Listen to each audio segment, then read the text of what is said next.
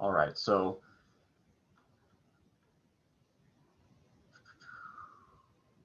okay.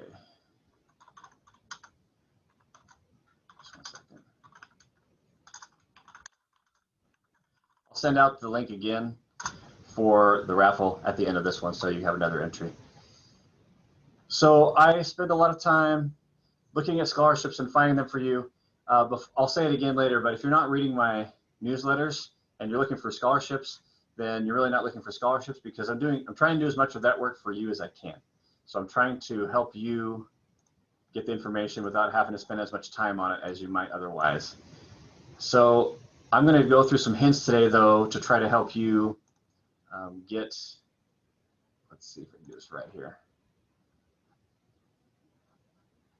Get the most money that you can.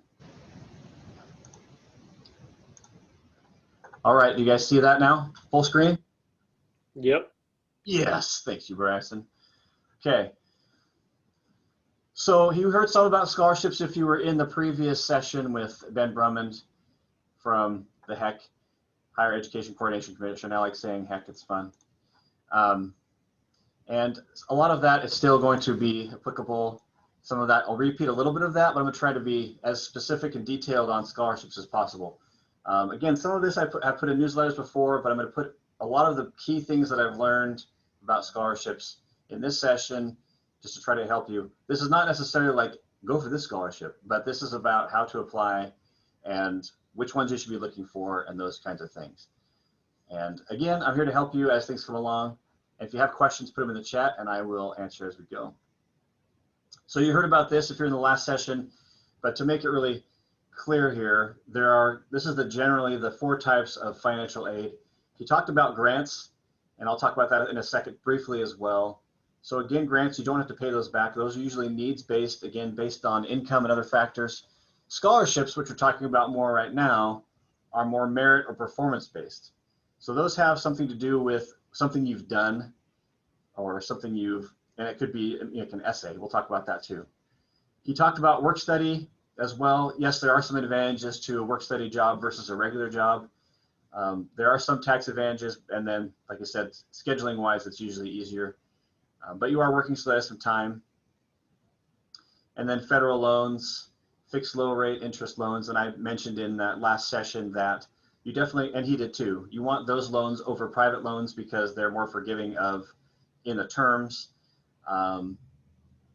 For example, for some of them, you don't have to start paying back till you finish school, and the interest doesn't start occurring until after that. And so you have a chance to not get behind as you're still trying to just finish your degree. So you definitely want to go for federal loans if you need to go for loans.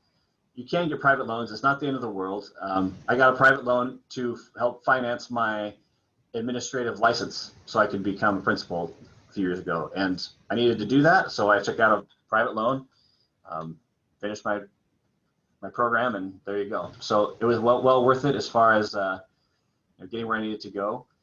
But you just have to think about how much you are going to need, as he said before. How much money do you want to get in loans? The less you can get in loans, the better. And if you have to have some, you have to have some.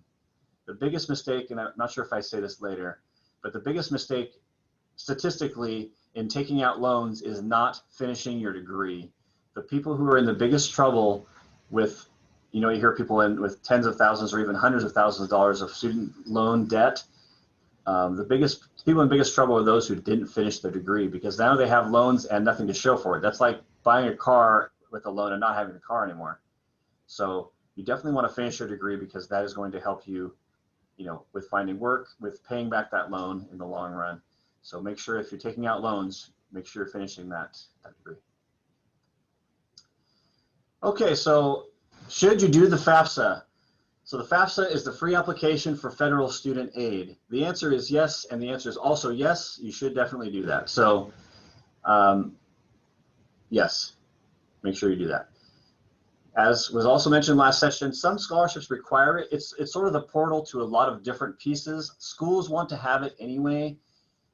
I get a lot of people who say, I don't think I'm going to be eligible for any aid, so I don't want to do the FAFSA. And I understand that, but you should do it anyway. You're going to do it every year. Sometimes financial things change.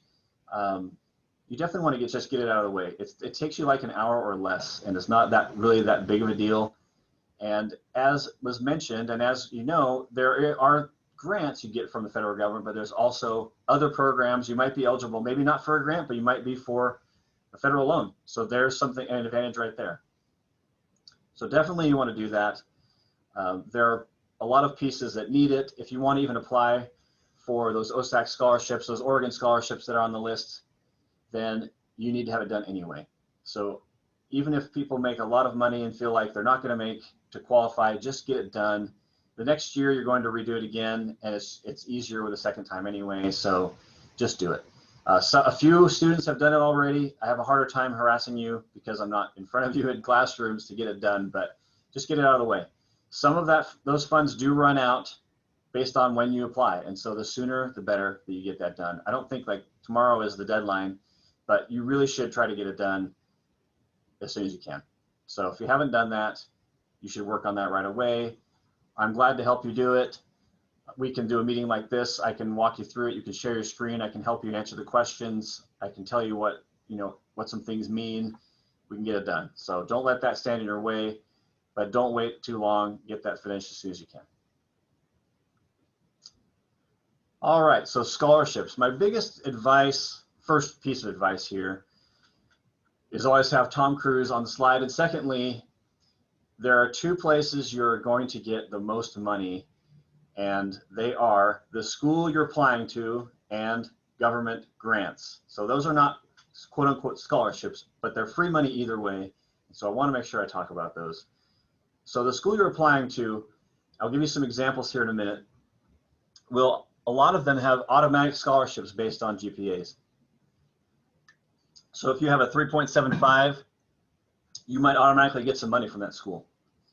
And then there's also scholarships once you've applied and been accepted, there are scholarships sometimes based on what you're going to study. So departmental scholarships, you're going to study business, maybe there's a business scholarship, or journalism, maybe there's a journalism scholarship for that school that you're going to go to.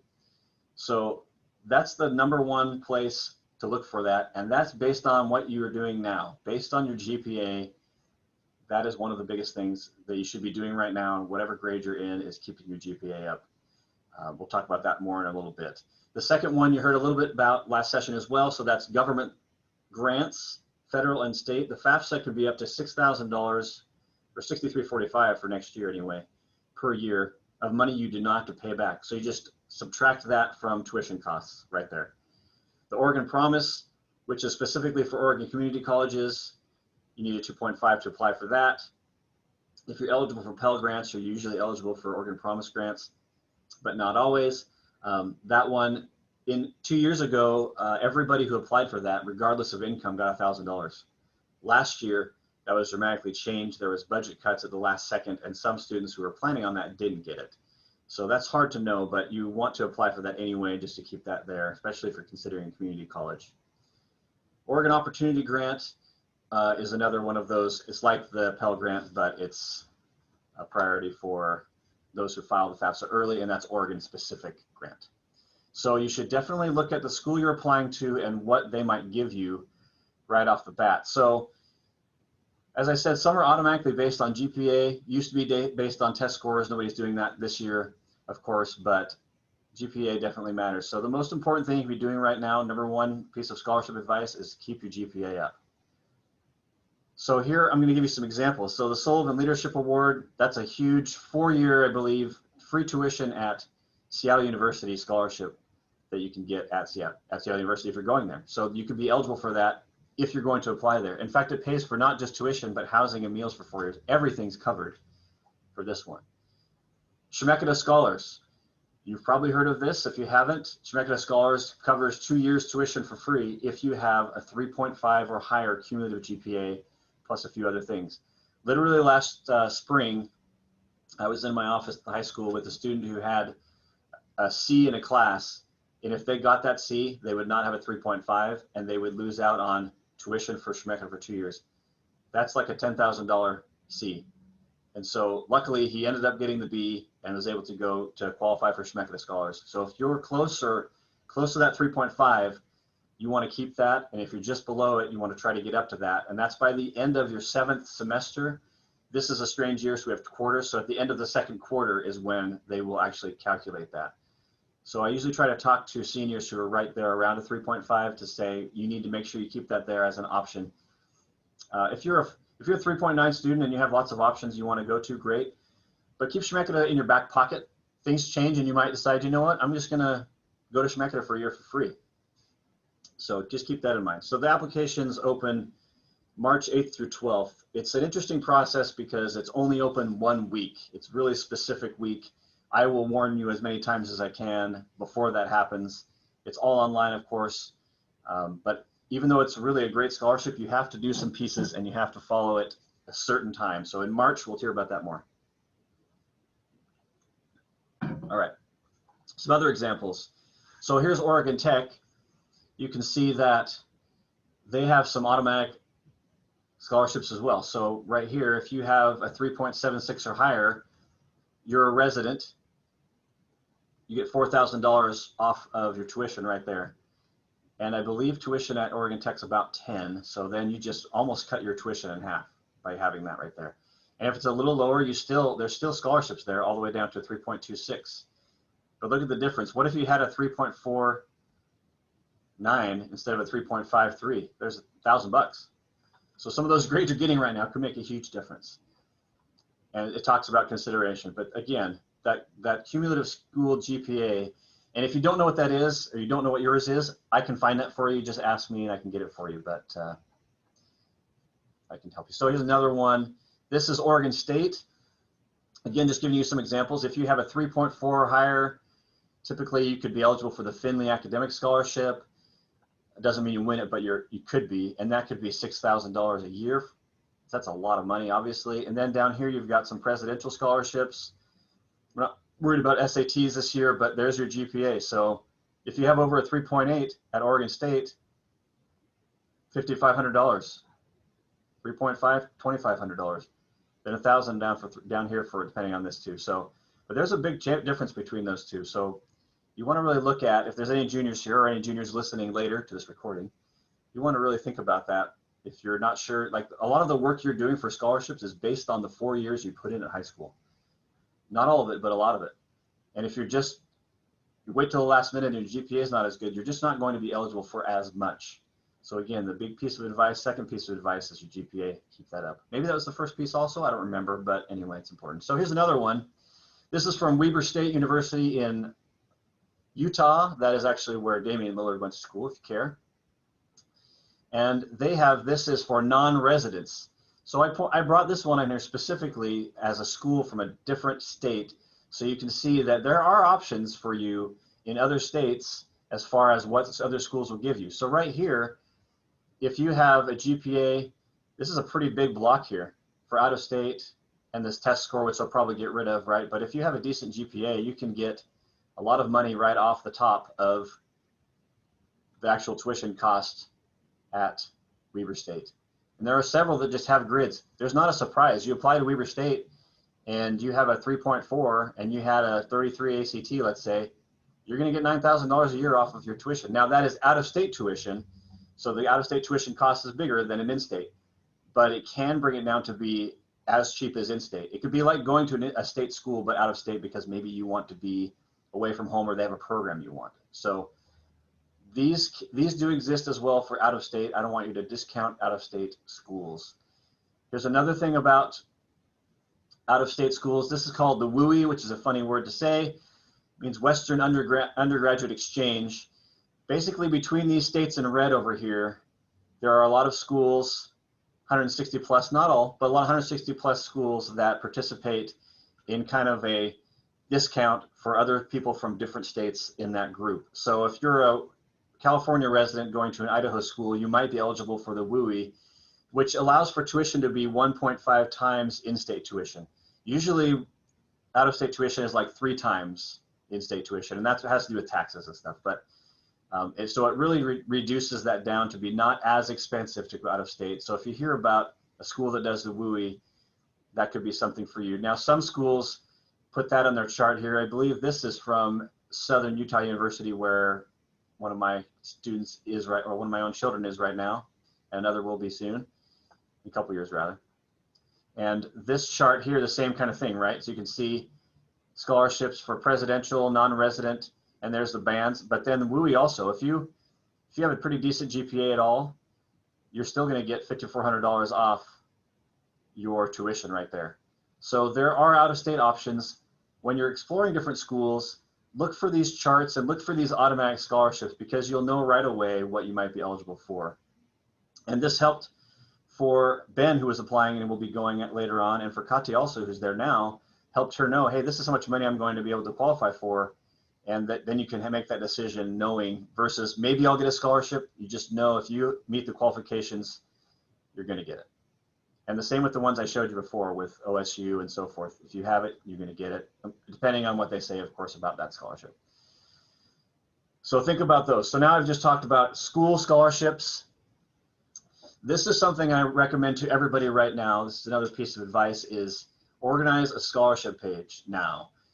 Once you start to get into the scholarships, some of them are very different, but a lot of them have similar pieces. So if you organize all of that now, instead of having to hunt for it over and over each time you're looking for a different scholarship, you'll have it all in one place. So you get your GPA together, you get to make a list of your AP classes or your advanced classes, you list all of your extracurriculars, community service that you've done. That's an easy one to forget. You're like, oh, I forgot that I participated in this. Your work history, leadership experience, awards you've won, organizationally, scouting or church awards, whatever it might be, put all those just on a page. This is for you to reference. This is for you to make it easier. Otherwise, you're going into a scholarship, you find all this information, you apply for the scholarship, and then another one comes up, you have to find it all again, or you forget something, oh, I forgot to list that I was president of this, or I forgot to list this year that I did this community service, and then you're hurting yourself, and it makes it harder to apply for more. Also, you want to apply for letters of recommendation. Mr. Keto talked about that a little bit. Now's a good time to get them. I've definitely been that teacher in the past where people have said, hey, I need a letter of recommendation for a scholarship. And I'd say, great, when do you need it by? Tomorrow. Of course, I'm a great guy, so I did it anyway. But it's a lot easier if you have more time and give teachers time to plan ahead to get that written for you. So be thinking about teachers that you could get probably 2 letters from, possibly a boss that you work for, someone else if you're involved in community service, things like that. Those letters come in handy because, again, now you get to a scholarship and you find one, you're like, oh, this is due next week. I need to get going on this. If you don't have letters by then, you might wish you did. So at least start thinking now about who you can get those from, as Mr. Keto mentioned before. Again, if you have questions, hit me in the chat and I'll hit those questions up in a minute. Okay, scholarship essays. There's several different schools of thought on this one. One of them is if you write a great essay, you can just use it over and over. And that's sort of true. There are some keys there. And one of the keys is you've got to make sure that you're actually answering the prompt and not just making it kind of fit something you already wrote. So if you wrote a really good essay, you might need to change it around depending on the scholarship prompt that they give you. They definitely want to know what sets you apart. Local scholarships that come in the spring that Mr. Keto was talking about, Ms. HD was talking about, those start to come really fast, March, April, May, June. Those are people from the community who want to know you as a person, and those essays are really sometimes the only thing they ask for. There are several scholarships that just ask for an essay, and it could just be really broad or it could be a specific thing. But here are a few hints on the scholarship essays, things you don't want to do. Hi, my name is, we don't need to know that. Don't repeat the essay prompts. Just get going. Just set yourself apart, catch their interest right away. Don't use quotes. If you do, a really, really brief one maybe, but you want it to really be about you, not necessarily, you're not citing people, you're not writing a research paper, right? They want to know what you've been through. They want to know about challenges you face. They want to know what you want to do in the future, why, those kinds of things. I already talked about this a little bit. Don't answer the question you wish you got, answer the question that you actually got. I actually used to give the same advice to my APUS students. Don't answer the essay you wish you had, answer the essay they actually are asking you for. So even if it's kind of close, make sure that you're really answering the question. Answer the question they want. If they want to hear about something about you, don't tell them something else. Tell them the thing they want to know. Definitely have someone check them. When you start looking over writing, as you know, it looks the same and it starts to look the same, and then you turn it in and then you realize there's a typo that you just looked at 10 times. So have someone else look at it for you. And then don't wait till the last minute for several reasons. One is you'll feel rushed in your essay, maybe in getting things ready, and also technology is technology. So I added this one, just, don't write it in the essay prompt. So if there's an essay prompt box online and you do all your typing, you write this great essay, and then it doesn't submit for some reason and you lose the essay, that was horrible. Don't do that to yourself. Write your essays in Google Docs, save them somewhere, whatever, or Microsoft Word if you're hardcore, and then have them to use to bring later. So if something goes wrong, you still have your essay you wrote and you don't have to try to recreate it. There's nothing worse than having to redo something twice. Trust me, I've done that in the days before autosave at college. That was a bad thing. So just don't wait. Don't wait. Make sure you have it ready to go. Get ready to submit it a few days early. Then if something happens like, oh, this didn't submit, or, oh, I forgot to fill this out, you have time to adjust to that instead of, oh, too late, now you missed the deadline. Speaking of deadlines, if you miss it, that's it.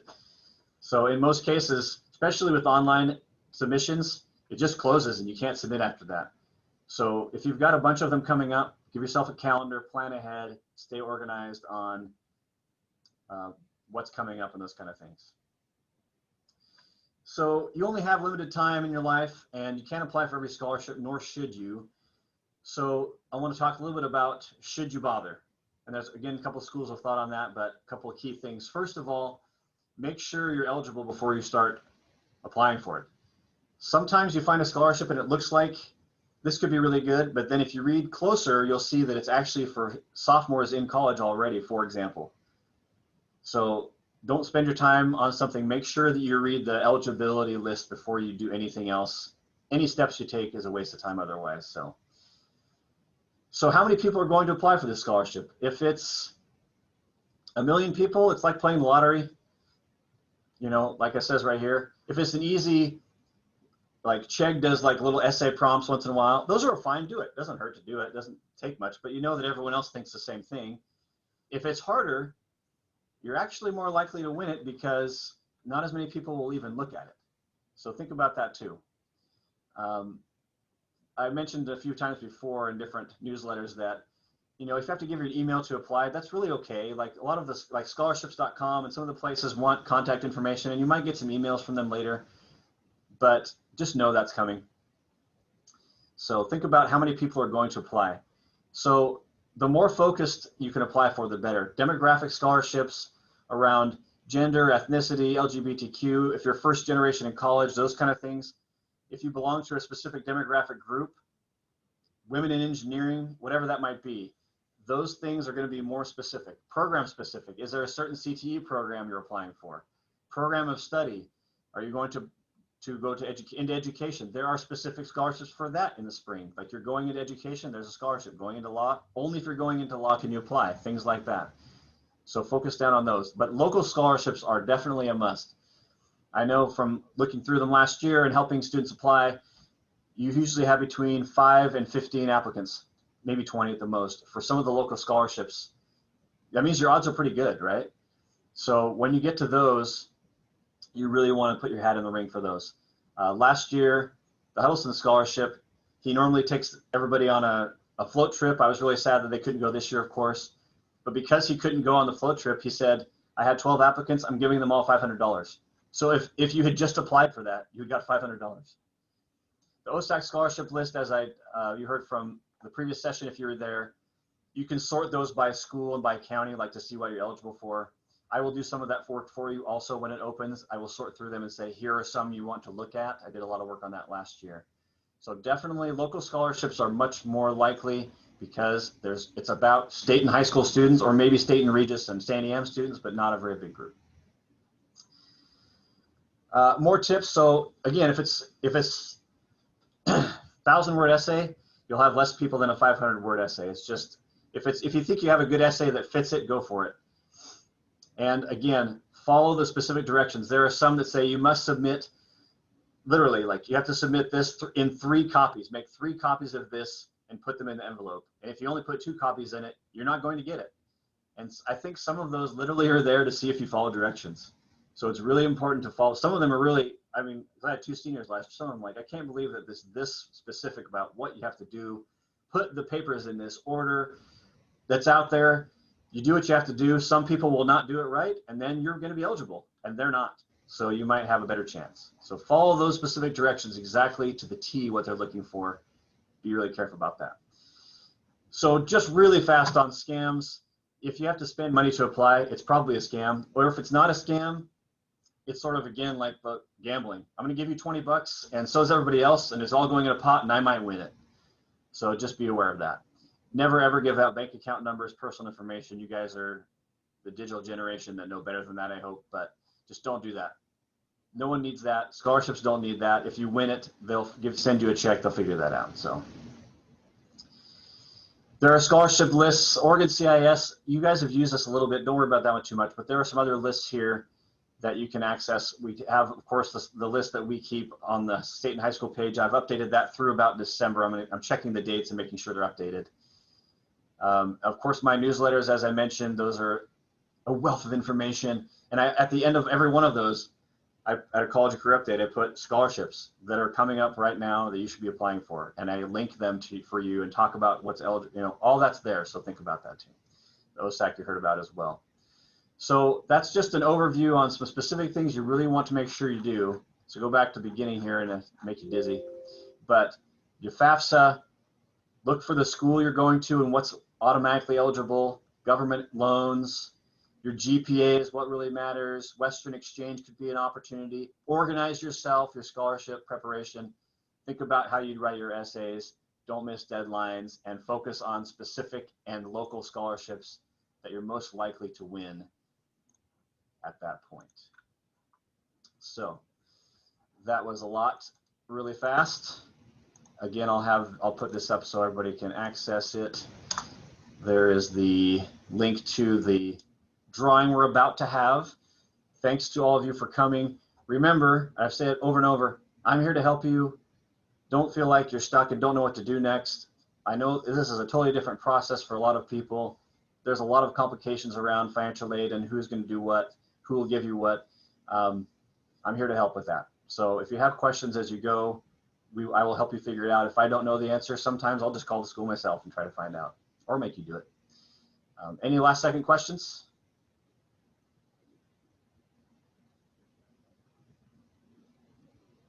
All right, we're going to be back to the main session, so that'll be a different link, and I will see you there for the drawing. Thanks for coming tonight.